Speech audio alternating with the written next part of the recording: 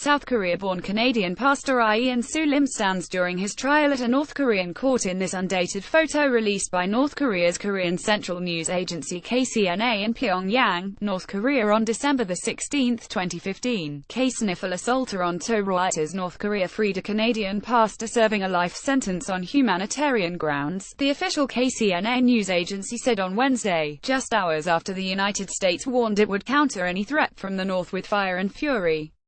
There was no clear connection between the release of Soo Lim and the heightened rhetoric between Washington and Pyongyang.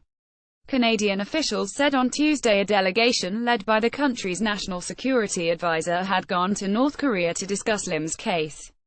Lim, who served in one of the largest churches in Canada, had been sentenced to hard labor for life in December 2015 after North Korea accused him of attempting to overthrow the regime. Strategically, North Korea perhaps hopes to engender some goodwill from Canada as tensions rise, said Charles Burton, a former Canadian diplomat in China. They hope that Canada presents some moderating influence on the Trump administration. But I do not think it is directly connected to the tensions the U.S. president has ratcheted up. North Korea is concerned he would die in prison. KCNA said Lim had been released on sick bail by the country's Central Court for humanitarian reasons. Lim, accompanied by his wife and son, is expected to return to Canada on Thursday and will be hospitalized on arrival at his wife's request, a source familiar with the matter said.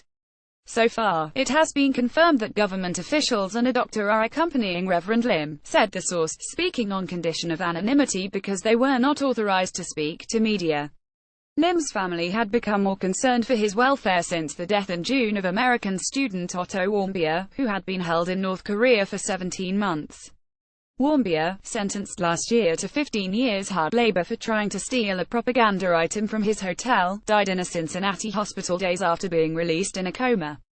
The circumstances of his death remain unclear. Canadian Senator Yona Martin, who advocated for Lim's release, said Lim was hospitalized during his imprisonment. They were sending medication, but there was a question as to whether he was actually receiving it in the way he should, he said. Canadian Prime Minister Justin Trudeau's office did not comment on Wednesday.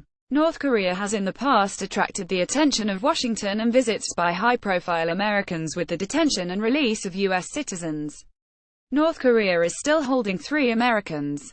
The U.S. State Department said last week it would ban U.S. nationals from traveling to the isolated country from September. Lim's Toronto area church has said he visited the North more than 100 times since 1997 and helped set up an orphanage and nursing home. Last year, Lim told CNN he spent 8 hours a day digging holes at a labor camp where he had not seen any other prisoners.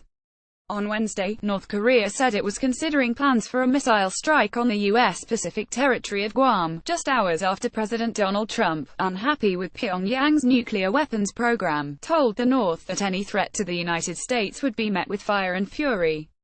Additional reporting by Leo Schnur in Ottawa, Ben Blanchard in Beijing and Chris Arsenault in Toronto. Editing by Bill Trott and James Dalgleish.